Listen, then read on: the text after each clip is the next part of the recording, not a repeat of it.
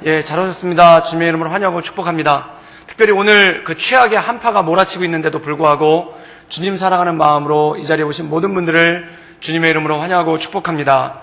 오늘 저는 다시 풍부해질 것이다 라는 말씀을 가지고 함께 하나님의 말씀을 나누기를 원합니다. 누군가 얘기하기를 나라가 망할 때 보면은 외부의 적이 너무 강하기 때문에 나라가 그것을 견디지 못하고 망하는 경우는 극히 드물다고 합니다. 그럼 나라가 언제 망하는가? 외부의 적이 너무 세기 때문에 그 적과의 전쟁에서 패해서 나라가 망하는 것이 아니라 그냥 망할 때가 되니까 망하더라는 것입니다. 그럼 그 망할 때는 언제냐면은 내부적으로 부패하고 그리고 내부적으로 타락해 있어서 이미 내부가 다 썩어있는 나무뚱이와 같기 때문에 누가 툭 치기만 해도 그냥 허물어지는 그러한 모습이 생긴다는 것입니다. 그래서 그 대표적으로 얘기한 것이 우리나라 조선이 망할 때 그랬는데 일본이 세서 망한 것이 아니라 이미 우리나라는 내부적으로 망해 있었다는 것입니다. 그 망할 때를 보면은 특별히 조선이 망할 때 세 가지가 넘쳐났는데 그게 뭐냐면은 첫 번째 탕관오리들이 기승을 부렸고 두 번째 부정부패가 만연했고 그리고 세 번째 미신 숭배가 나라 안에 가득했다는 것입니다. 이 세 가지는 나라가 망할 때 반드시 오는 거라는 것이죠. 그리고 이 세 가지가 나타났을 때 나라의 지도자들이 적절하게 개혁을 해가지고 다시 나라를 온전케 하면 그 나라가 다시 살아나지만 나라의 지도자들이 이것을 적절하게 해결하지 못하면은 그냥 나라가 썩은 나무처럼 그냥 툭 치면은 무너질 만큼 그렇게 쓰러진다고 합니다. 근데 이 조선이 망하기 직전에 얼마나 부정부패가 심하고 탕관오리가 많았냐면은 한 영국 여성 선교사의 수기에 보면은 우리나라 관리를 가리켜서 이렇게 말을 했습니다. 뭐라고 했냐면은 면허받은 흡혈귀였다라고 얘기를 합니다. 마치 이 관리들이 세금을 걷어내고 양민들을 약탈해 가는데 얼마나 지독하게 해갔는지 그냥 면허를 받은 흡혈귀들이 피를 빨아먹듯이 백성들의 고열을 빨아먹었다라고 얘기를 합니다. 그러고 나서 한 예를 적어놓은 것이 있는데 그 한 예가 뭐냐면은 강원도 두메산골에서 밭을 읽으면서 농사를 짓는 농부에게 나라에서 세금으로 뭘 내라고 했냐면 전복을 내라고 그랬다는 겁니다. 즉 강원도 산속에 사는 사람한테 전복을 세금으로 내라고 그랬으니까 그 사람이 어떻게 이 세금으로 전복을 낼 수가 있습니까? 당연히 못 내죠. 그러니까 이 사람을 끌고 가가지고 매를 엄청나게 때렸다는 거예요. 그러고 나서 죽기 직전까지 때린 다음에 이 사람을 풀어줬는데 그때 한 장사아치가 나타나가지고 그 사람한테 전복을 구해줄 테니까 돈을 내라고 했다는 거예요. 그래서 그 양이 얼마냐면은 어마어마하게 비싼 그 전복 하나를 갖다가 쌀 몇 가마니에 해당될 만큼의 금액을 제시하면서 그거를 팔겠다고 그런 거예요. 그러니까 이 사람이 또 관가에 끌려가서 매를 안 맞으려면은 어쩔 수 없이 전복을 샀는데 이 전복값이 너무 비싸니까 결국 고리대를 끌어다가 그 고리대를 끌어다 샀는데 그 고리대를 하는 사람이 누구냐면은 그 마을의 수령, 그 마을의 관리들이 고리대를 끌어다가 그렇게 농민들한테 빌려주고 그리고 그 농민들은 말도 안 되는 가격에 전복을 사가지고 나라에 세금으로 바치는 그러한 일이 있었다는 거죠. 그래서 1년 내내 아무리 열심히 농사를 져도 그렇게 말도 안 되는 세금을 내고 나면은 일단 집안이 풍비박산이 나고 또한 나중에 고리대 때문에 견디지 못해서 집안 식구들이 모두가 노예로 팔려가는 그러한 일들이 비일비재했다는 겁니다. 그래서 이 여성 선교사가 그 수기 중에 한 예를 들면서 이런 식으로 관리들이 행패를 부리는데도 불구하고 나라에서는 어떤 제재도 가하지 않았다라는 그러한 일들이 나옵니다. 결국 이것을 견디지 못하고 많은 사람들이 노예가 되거나 나라를 도망쳐서 떠나서 유민이 되는 그러한 일들이 굉장히 많았죠.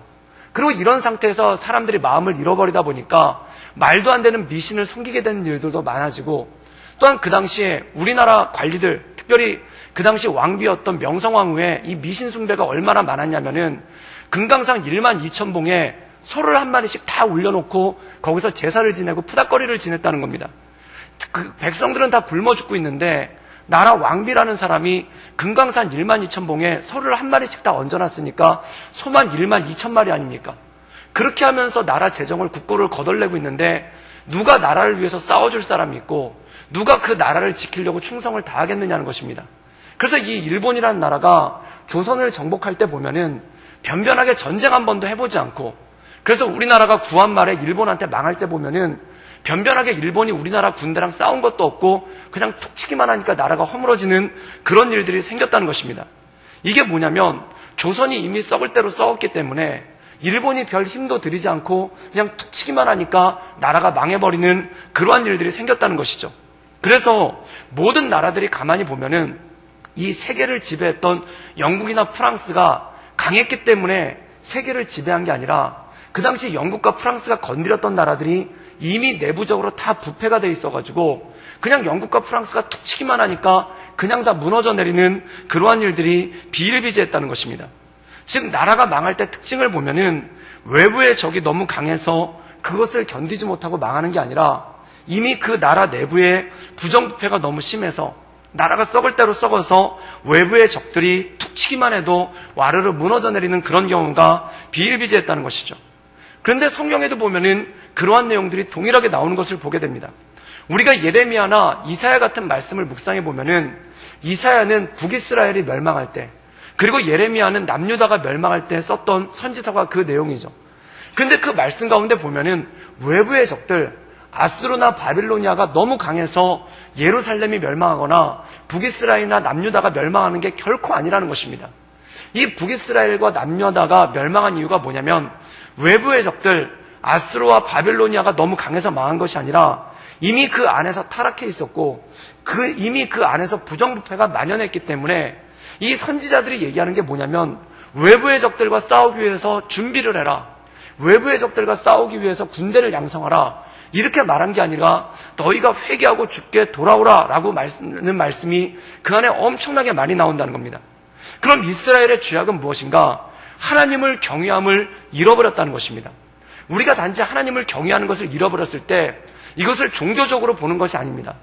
하나님을 경외하는 것을 잃어버리면은 이건 단지 예배의 타락이 나오는 게 아니라 민족의 타락이 나오기 시작하고 지도층의 부패로서 그대로 이어지게 되는 것을 볼 수가 있다는 것이죠.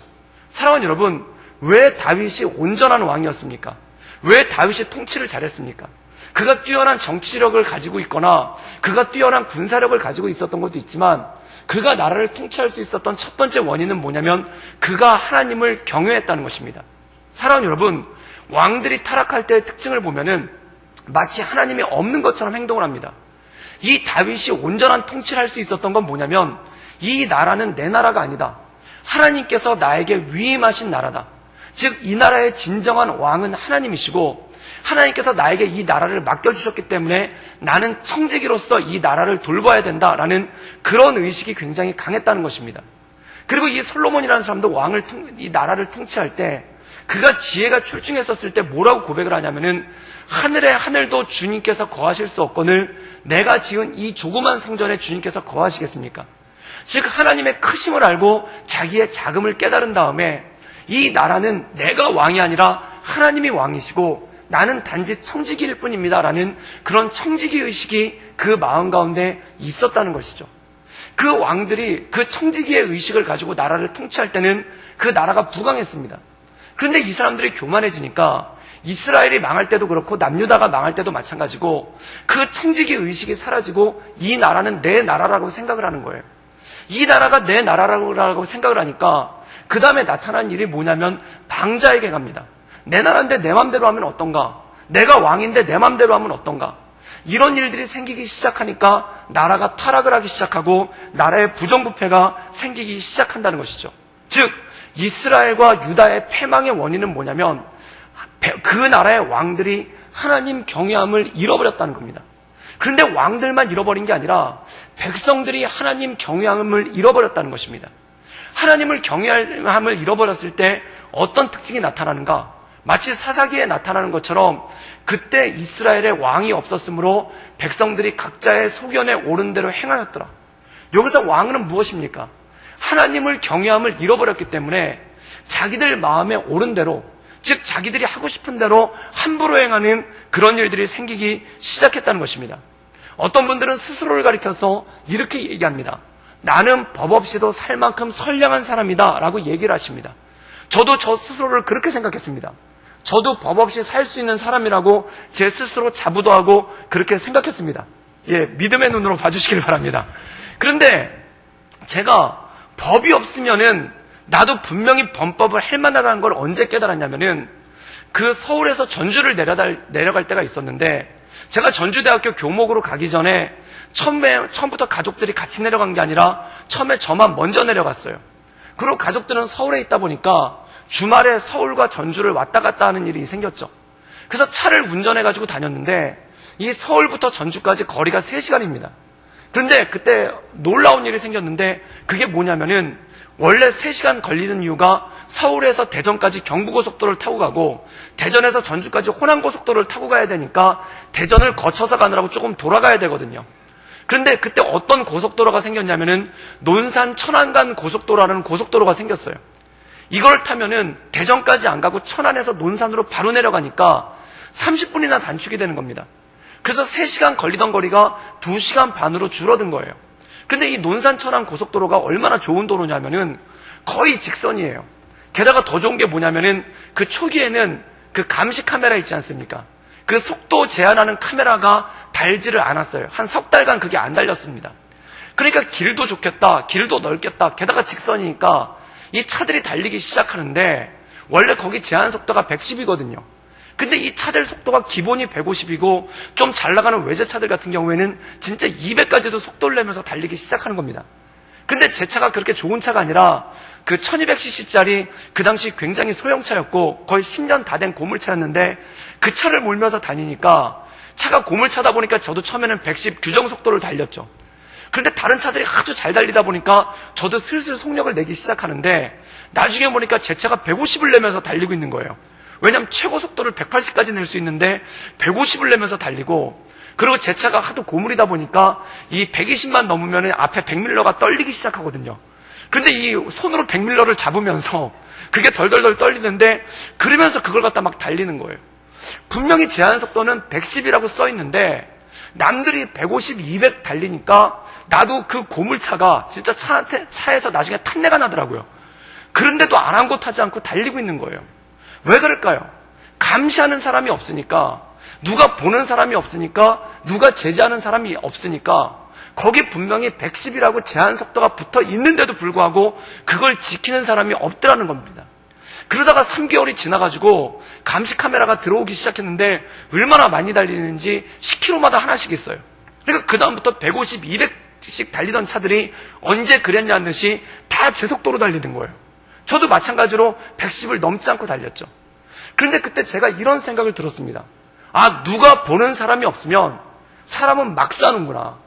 스스로가 가리켜서 나는 법 없이도 살 사람이다 라고 얘기를 하지만 사람이 누가 보는 사람이 없고 누가 감시하는 사람이 없으면 사람이 막 사는구나. 사랑하는 여러분, 어렸을 때는 겸손하던 사람이 그리고 자녀로 살 때는 집에서 조용조용 지내던 사람이 갑자기 아빠가 되고 가장이 된 다음에 집에서 목소리가 커지는 이유가 뭘까요? 눈치 볼 사람이 없으니까 그렇다는 겁니다. 옛날에는 집에 아버지가 계시고 부모님이 계시니까 그냥 목소리를 조용조용 내는데 나중에 집에 아버지도 안 계시고 어머니도 안 계시고 내가 제일 집에서 나이가 많아지니까 그 다음부터 함부로 행동하기 시작하더라는 거예요. 제가 군대에서 가만히 보니까 이 군대는 2등병을 노예로 시작해서 병장 황제로 끝낸다고 합니다.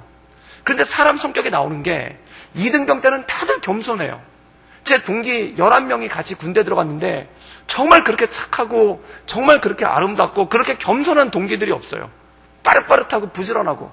근데 병장이 되기 시작하니까 성격들이 나오는데 온갖 폭군들이 진짜 광해군 연산군이 거기 다 있더라고요.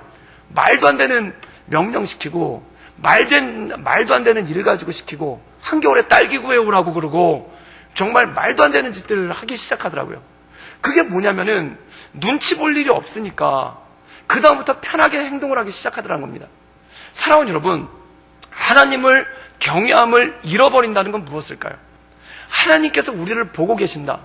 하나님께서 나를 감찰하신다. 사랑하는 여러분, 한 나라의 왕이 됐다라면은 그 나라가 내게 아니라 하나님께서 그에게 위임하신 청지기입니다. 그럼 청지기로서의 삶을 살아야 되는데 어느 순간에 교만 방자해져가지고 하나님 눈치를 보지 않고 함부로 산다는 것입니다. 그리고 한 가정의 가장이 됐다면 또는 자녀의 부모가 됐다면 그건 무슨 뜻이냐면 하나님께서 그 사람에게 위임하셨다는 뜻이에요. 자녀들을 위임하고 가족들을 위임했다는 뜻이죠. 그렇다면 청지기라는 것입니다. 자녀를 볼 때 이 자녀가 누구입니까? 내 자녀가 아니라 하나님께서 내게 주신 선물이라는 겁니다. 그럼 함부로 대하지 말아야 되는데, 하나님께서 주신 선물이니까 잘 다뤄야 되는데, 그런데 어느 순간에 마치 이 자녀가 내 것처럼 생각이 되니까 함부로 하는 경우가 생기고 폭언을 하는 그러한 경우들이 생기기 시작한다는 것이죠. 또한 사람들이 세상을 살아갈 때 마찬가지입니다. 하나님께서 나를 보고 계신다, 또한 하나님께서 나를 감찰하고 계신다라고 생각할 때는 모두가 조심해서 행동을 하고 뭐 하나를 하느라도 하나님께서 나를 기억하신다는 걸 생각을 합니다. 그런데 그것을 망각하는 순간, 그것을 잃어버리는 순간 사람들이 방자에게 행하는 그러한 일들이 생기기 시작한다는 것이죠. 사랑하는 여러분, 그래서 이 예레미야와 이사야서를 보면은 이 선지자들이 백성들에게 피 맺히는 고백을 하는 것이 이것입니다. 마치 너희가 하나님이 없는 것처럼 행하는도다. 마치 너희가 하나님께서 안 계신 것처럼 행동하는도다. 분명히 하나님을 믿는다고 하고 하나님께 유월절날 제사를 드리고 또한 하나님께 희생제물을 드리면서 하는 행동들을 보면은 마치 하나님께서 없는 것처럼 행동을 한다라고 얘기를 한다는 겁니다. 사랑하는 여러분, 그리스도인들은 누구입니까? 하나님과 동행하는 사람입니다. 하나님을 믿는 사람입니다. 그래서 마태복음 1장에 보면은 임마누엘이라고 말씀하시는데, 임마누엘의 뜻이 무엇입니까? 하나님 우리와 함께 하신다는 것이죠. 그리고 마태복음 28장에 보면 마지막 말씀에 이렇게 나와 있죠. 내가 세상 끝날까지 너희와 항상 함께 할 것이다. 즉 마태복음을 1장부터 28장까지 쭉 보면은 무엇인가? 함께 하시는 하나님, 우리와 함께 하시는 하나님, 우리와 동행하시는 하나님에 대해서 말씀하고 있다는 것입니다. 그런데 사랑하는 여러분, 하나님께서 나와 동행한다라고 믿는데, 그리고 우리가 사도신경을 고백하면서 주님께서 부활하셔서 승천하셨고 또한 성령으로 말미암아 우리와 동행하신다고 늘 믿음의 고백을 드리는데도 불구하고 우리의 삶이 하나님이 마치 동행하지 않는 것처럼 산다면은 이 이스라엘 백성들의 오만방자함과 똑같다라는 것입니다. 사랑하는 여러분, 믿음은 무엇일까요? 믿음은 예수 그리스도께서 나와 동행하는 것을 믿으면서 나가는 것입니다. 그런데 마치 예수님이 없는 것처럼, 마치 하나님이 나를 보시지 않는 것처럼 행동을 하고 있다면 그것이 어떻게 주님 보시기에 합당한 삶이겠습니까? 사랑하는 여러분, 누가 봐도 뻔한데 걸리지만 않게 사는 것을 어떻게 신앙이라고 말할 수 있겠습니까? 어떤 분이 그런 말씀을 하더라고요. 10계명이 있는 게 아니라 11계명이 있대요. 그게 뭐냐면 11계명은 뭐냐면은 이 모든 것에 걸리지 말지니라라는 그런 말씀이 있다는 겁니다. 이 말씀은 뭘까요? 마치 하나님이 없는 것처럼, 마치 하나님께서 우리를 보시지 않는 것처럼 걸리지만 않으면 된다고 생각하고 그 앞에 나가는 것이 그 안에 있다라는 것입니다. 그런데 사랑하는 여러분, 선지자들의 외침이 다 이것입니다. 하나님을 경외하라. 하나님이 우리와 동행하심을 믿으라. 그리고 하나님께서 그 눈으로, 그 불꽃 같은 눈동자로 우리를 보고 계심을 알라라고 말씀하고 있습니다. 그래서 이 미스바 구국기도회, 사무엘 선지자가 이끌었던 사무엘 상에 나오는 미스바 구국기도회를 보십시오. 여기 보면 나라가 위기 가운데 빠졌습니다. 이 블레셋의 침공에 나라가 풍전등화가 되게 생긴 거예요. 그때 이 사무엘이 백성들을 모아놓고 무엇을 했는가? 우리가 힘을 모아 블레셋과 싸우자라고 얘기한 게 아닙니다. 우리가 군사력을 키워가지고 블레셋의 침공에 대비하자라고 말한 게 아닙니다. 그때 뭐라고 회개를 촉구하냐면은 우리가 여호와께로 돌아가자, 우리가 하나님께로 돌아가자라고 회개를 촉구합니다. 그리고 백성들이 거기서 눈물을 흘리면서 회개를 하죠. 사랑하는 여러분, 그 회개의 내용이 무엇일까요? 바로 사사기에 나오는 범죄들 있지 않습니까? 그때 이스라엘에 왕이 없으므로 백성들이 자기 소견에 옳은 대로 행하였더라. 즉 하나님을 왕으로 삼지 않고 자기들 소견에 옳은 대로, 자기들 생각에 옳은 대로 행하였던 것을 하나님께 회개하며 나갔을 때, 그리고 하나님께 그것을 놓고 엎드리기 시작했을 때 이 이스라엘이 구원받는 놀라운 역사가 이루어졌다는 것입니다. 그리고 이스라엘을 침공해오던 블레셋이 하나님의 말씀 가운데 한 줌의 재로 무너지는 그러한 일들이 생기기 시작했다는 것이죠. 사랑하는 여러분, 이스라엘 역사를 통해서 볼 수 있는 내용이 바로 이것입니다. 바벨로니아가 강하기 때문에, 블레셋이 강하기 때문에, 이집트가 강하기 때문에, 또는 아수르가 강하기 때문에 이스라엘이 멸망당한 게 절대 아니라는 것입니다. 그럼 뭐 때문에 명했는가? 하나님을 떠났기 때문에, 하나님을 경외하지 않았기 때문에, 마치 하나님이 없는 것처럼 살았기 때문에 이 이스라엘이 패망하고 예루살렘 성벽이 무너지고 성전이 돌 위에 돌 하나도 남지 않고 쓰러지는 그러한 모습이 생겼다는 것이죠. 사랑하는 여러분, 나라와 민족을 위해 기도하며 나갈 수 있기를 주님의 이름으로 축원합니다. 주님께서는 회개를 하라는 겁니다. 그럼 무엇을 회개하는가? 정치가들의 문제가 아니라는 겁니다. 어떤 정치가들이나 관리들의 문제가 아니라는 겁니다. 내가, 교회가, 온 교회가, 그리고 예수님을 믿는 내가, 나는 과연 하나님을 경외하고 있는가? 내 삶 가운데 내 일거수일투족이 하나님을 두려워하고 있는가? 또한 내 삶 가운데 하나님의 시선을 의식하고 있는가? 또한 내 삶 가운데 하나님이 나를 보고 계시고 나와 동행하심을 내가 믿고 그것 때문에 내 스스로를 겸비하여 하나님 앞에 온전함으로 나가는가? 그것이 결국 이 나라의 운명을 결정하는 그러한 일이라는 것입니다. 하나님께서는 탄식하십니다. 소돔과 고모라에 의인 10명이 없어서 망한다는 거예요. 그리고 예레미야를 보면서 탄식하는 것이 예루살렘에 단 한 명의 의인이 없어서 예루살렘이 멸망한다는 것입니다. 사랑하는 여러분, 나라를 지키는 것은 군사력도 있겠고 경제력도 있겠고 정치력도 있을 것입니다. 그러나 교회 성도 한 명 한 명이 깨어서 하나님을 경외하고 하나님께 회개하며 엎드릴 때 이 민족이 구원받을 줄 믿습니다. 이것이 하나님께서 우리에게 주시는 말씀이라는 것입니다. 그래서 김윤기 장로님이란 분은 이렇게 가나안 농군학교에다가 이렇게 비석을 세웠어요. 나라여 안심하라. 내가 기도하니 나라여 안심하라. 이게 무슨 뜻입니까? 내가 회개하는 한 명의 의인이 되겠다는 거예요. 내가 하나님 보시기에 합당하게 살려는 예루살렘이 한 명의 의인이 없어서 망했는데 내가 하나님 보시기에 합당한 한 명의 의인이 되겠다고 헌신한다는 겁니다. 그리고 이분이 나라를 사랑하는 그 마음 가운데 뭐가 있냐면 내가 이 나라의 한 명의 의인이 돼서 하나님께서 기뻐하시는 한 명의 의인이 돼서 내가 무릎 꿇고 나간다면 하나님께서 나를 봐서 이 나라를 온전케 하시지 않겠는가? 마치 의인 10명 때문에 의인 10명만 있어도 소돔과 고모라를 멸망시키지 않겠다는 그 하나님의 메시지처럼 우리가 주 앞에 엎드려서 의롭게 살려고 애쓰고 하나님 앞에 회개하며 엎드릴 때 하나님이 나를 봐서라도 이 나라를 살려주시지 않겠는가? 이것이 바로 우리 교회, 우리 나라를 이끌어왔던 성도들의 믿음이고 성도들의 신앙이었다는 것입니다. 그래서 그 비석, 이 삼각산과 여러 산에서 기도하고 있었던 사람들의 그 기도의 제목이 그거였다는 것입니다. 그래서 우리나라 초기 기도원 운동을 보면은 그 초기 기도원 운동의 가장 핵심은 뭐냐면 나라와 민족을 위한 기도였습니다. 그 나라와 민족을 위한 기도를 하면서 그래서 제가 어렸을 때 보면은 기도원 포스터에 보면은 미스바 구국 대성회라는 이름이 그렇게 많았어요. 요즘엔 잘 안 쓰는데 그때는 무슨 집회만 하면은 미스바 구국 대성회예요. 제가 그게 뭔가 그랬어요. 그런데 거기서 전해지는 메시지가 뭐냐면 하나님께서 의인 10명만 있다고 해도 소돔과 고모라를 용서하시겠다고 했으니까 내가 의인이 되어서 내가 하나님 앞에 무릎 꿇는 의인이 되어서 내가 주 앞에 회개하며 나갈 때 하나님께서 이 민족을 살리지 않으시겠는가? 하나님께서 이 나라를 살리지 않겠는가? 하나님께서 우리 가정을 살리지 않겠는가? 그것이 우리나라 초기 6.25 전쟁이 끝나고 삼각산과 북한산 그리고 온갖 산에서 이끌어졌던 기도원 운동의 기본이 바로 그것이었다는 것입니다.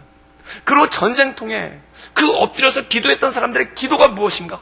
주님, 내가 주께 엎드려 예루살렘을 살린 한 명의 의인이 되기를 원합니다. 그 한 명의 의인이 되기를 원하니까 주님 이 나라를 나를 봐서라도 살려주십시오. 우리 가정을 나를 봐서라도 살려주십시오. 라는 그 회개와 엎드림이 그 안에 있었다는 것입니다. 사랑하는 여러분, 저는 우리나라 저를 포함해서 우리 구독교회와 모든 성도들이 이 눈물의 기도가 있을 수 있기를 주님의 이름으로 축원합니다.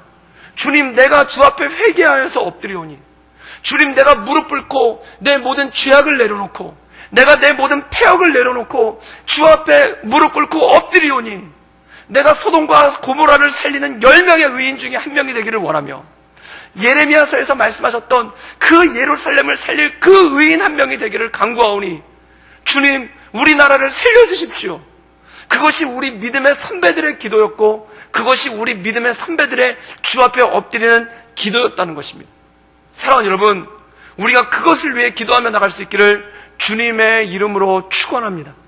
그때 나라가 살고 민족이 살고 우리의 가정이 하나님의 은혜 가운데 온전함으로 나갈 수 있다는 것이죠. 사랑하는 여러분, 동물의 왕국 같은 것을 보면은 코끼리 무리가 이동할 때, 이 코끼리들은 떼지어 이동하지 않습니까? 그럼 코끼리 무리가 이동할 때 사자와 호랑이 같은 맹수들이 코끼리가 이동을 하면은 다 도망을 칩니다. 그런데 어떤 일이 생기냐면은 이 어린 코끼리, 이 꼬마 코끼리들 가운데 등치가 작은 코끼리가 코끼리 무리 중에 이탈할 때가 있어요. 그러면은 이 맹수들이 그걸 기다리고 있다가 코끼리 무리에서 이탈하는 작은 코끼리, 어린 코끼리가 나타나면은 그걸 습격을 해가지고 그 코끼리를 먹이로 잡는다는 것입니다. 그러면 이 어린 코끼리가 사냥당하고 죽은 이유는 무엇일까요?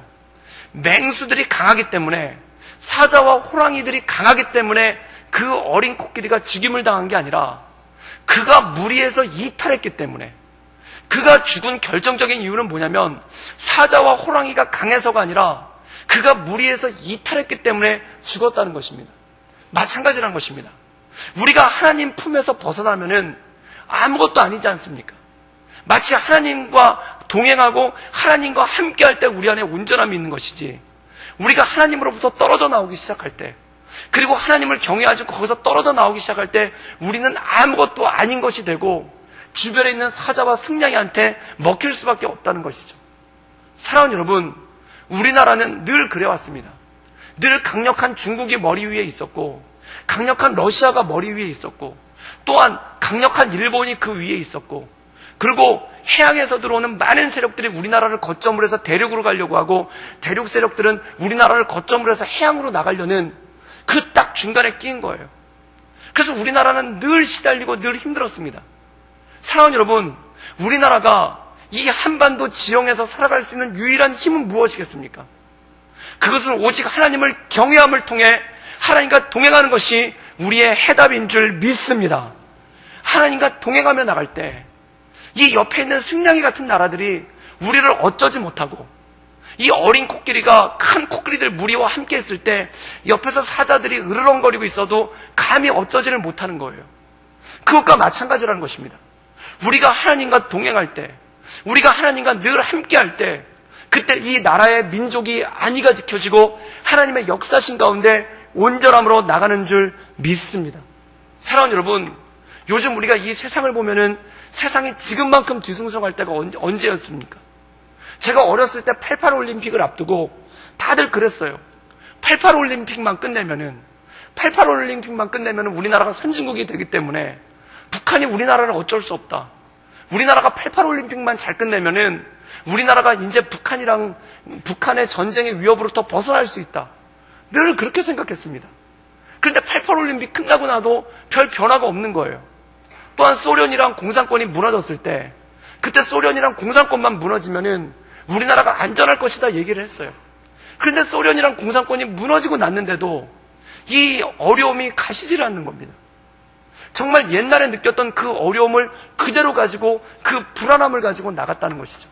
그런데 하물며 지금 한국의 경제력과 또한 한국의 군사력이 북한에 비해서 월등한데도 불구하고 이렇게 혼돈 가운데 있는데, 6.25 직후에, 그리고 우리나라가 북한보다 경제력이 모자랐을 때, 그때 우리 성도들 마음 가운데, 우리 민족 마음 가운데 얼마나 두렵고 떨림이 있었겠습니까?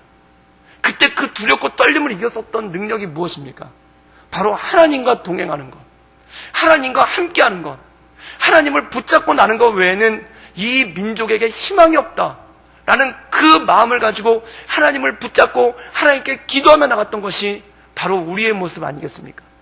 사랑하는 여러분, 저는 우리 한국교회가, 그리고 우리 구덕교회가 그 믿음의 성도들의 마음을 가지고 날마다 주 앞에 엎드려 기도하며 나가는 그러한 교회 될 수 있기를 주님의 이름으로 축원합니다.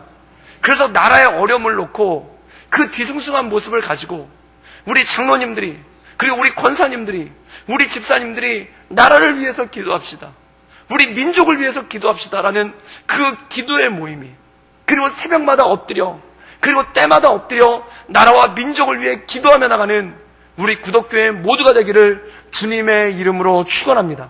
저는 하나님께 간구합니다. 하나님, 우리 구독교회가 대한민국을 살리는 하나의 미랄이 되기를 원합니다.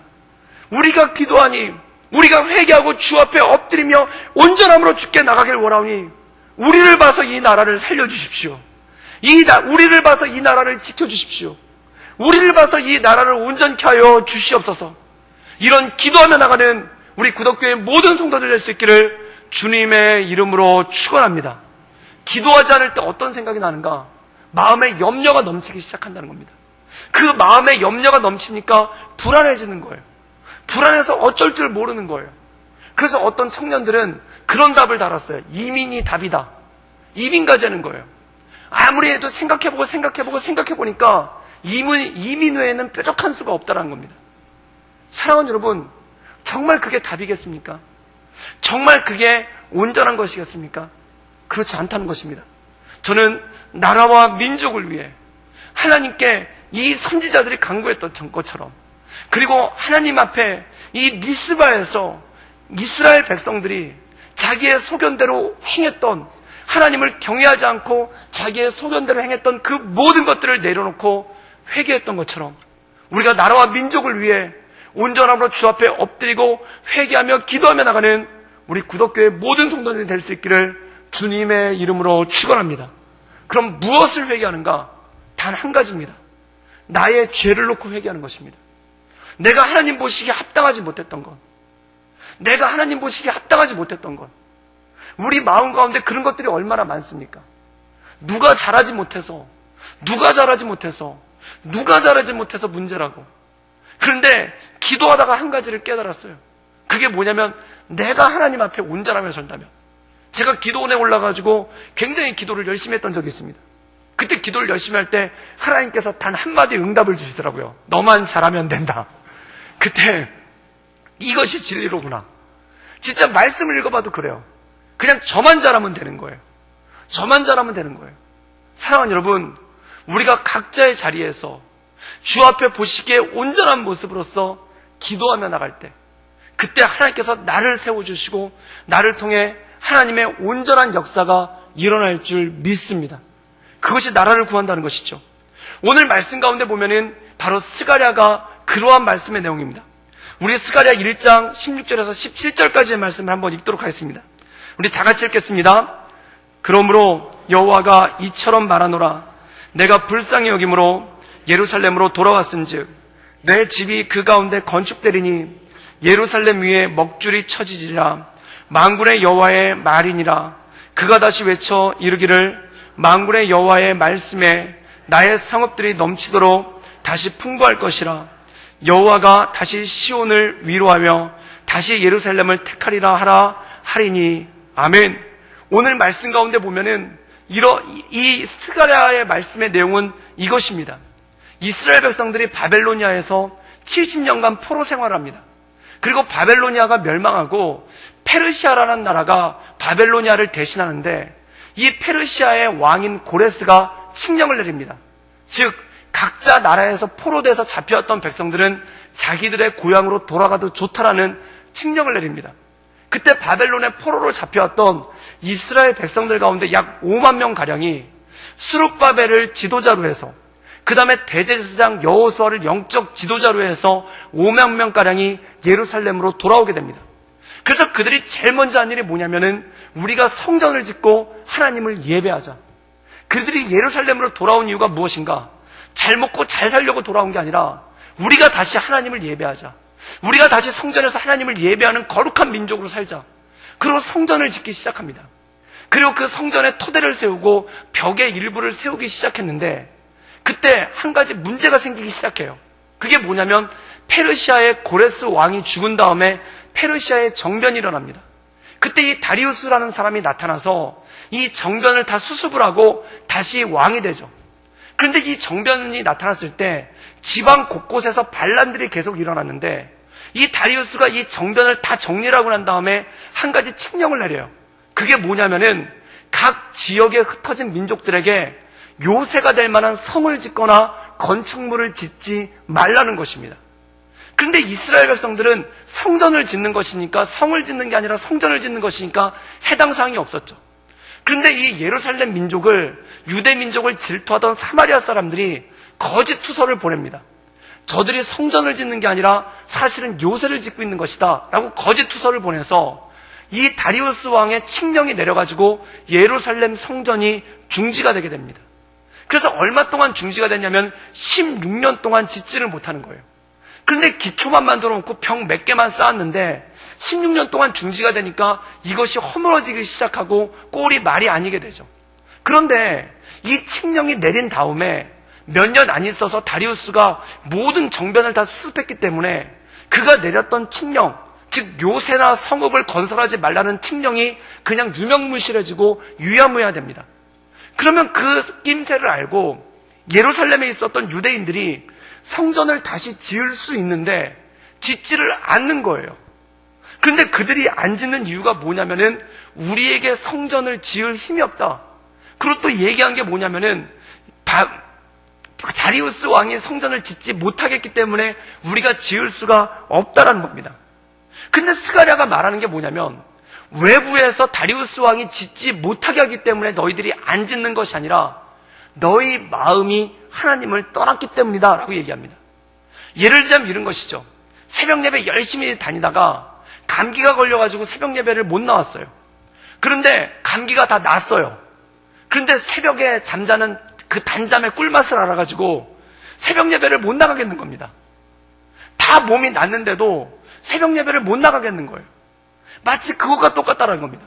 지금 더 이상 다리우스 왕이 건축물을 짓지 말라라는 칙령이 다 사라졌는데도 백성들이 다리우스의 칙령 때문에 우리가 이 예루살렘 성전을 짓지 못하겠다는 것입니다. 그런데 문제가 생겨요. 이 예루살렘은 참 척박한 땅입니다. 그런데 그들이 예루살렘으로 온 이유는 뭐냐면은 성전을 짓고 하나님을 예배하기 위해서 온 거예요.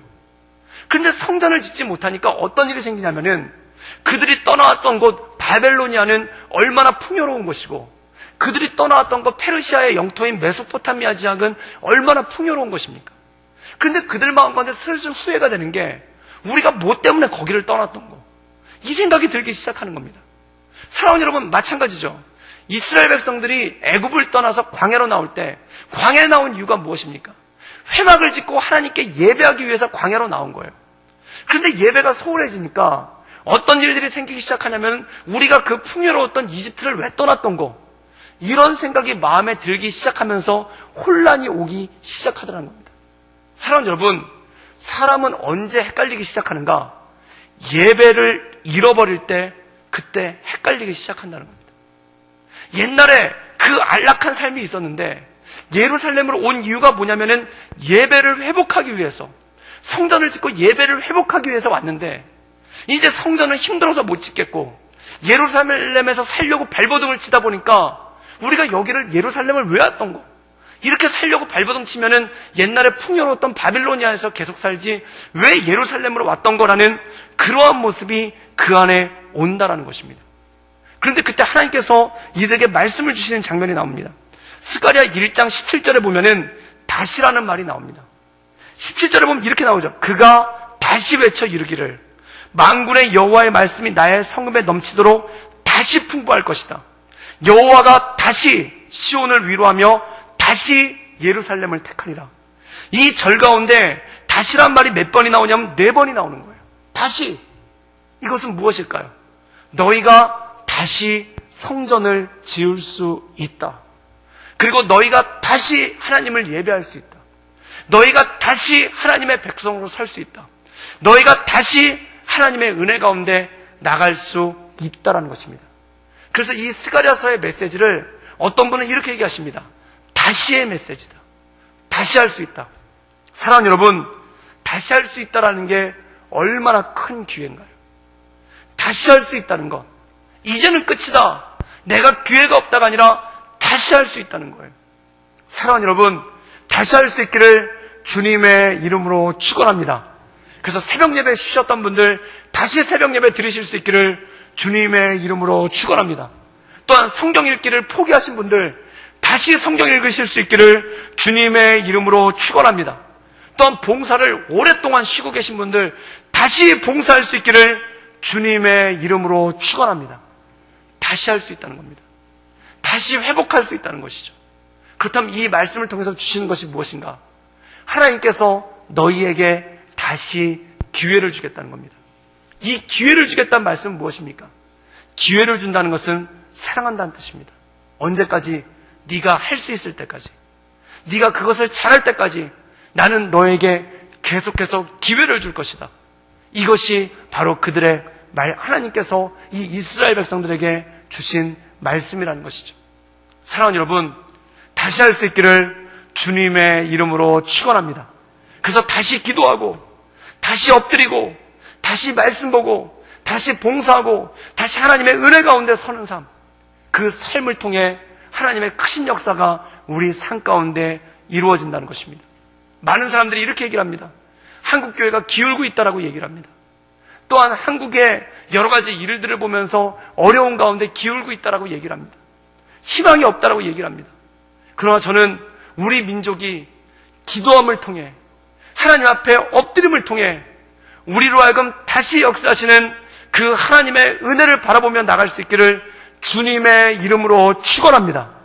마치 성전을 완공하지 못하고 그 허물어져가는 성전을 바라보며 우리에게 기회가 없다라고 말하는 그 백성들에게 하나님께서 다시 성전을 세울 것이다.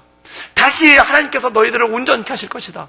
다시 너희들에게 새 힘을 줄 것이다라는 그 말씀을 바라보며 다시 기도하며 나가는 그 모든 성도님 될 수 있기를 주님의 이름으로 축원합니다.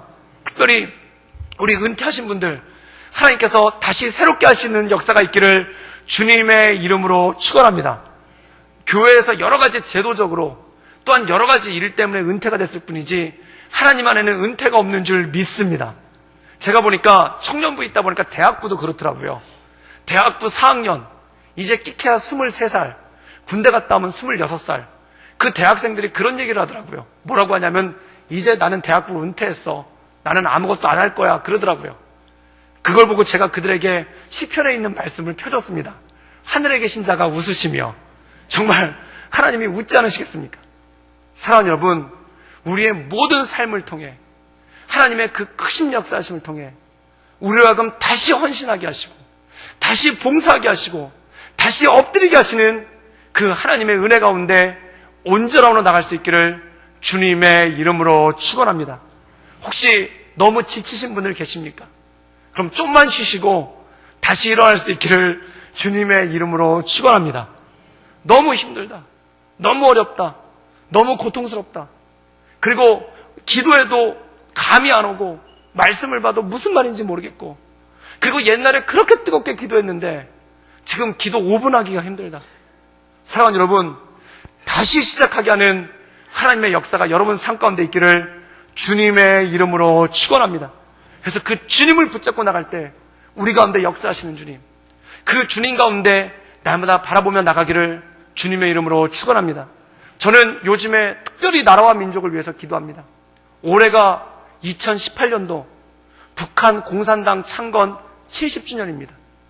북한 공산당 창건 70주년이 되면서 북한에 있는 48년도에 북한에 있는 모든 교회가 풍비박산이 났습니다.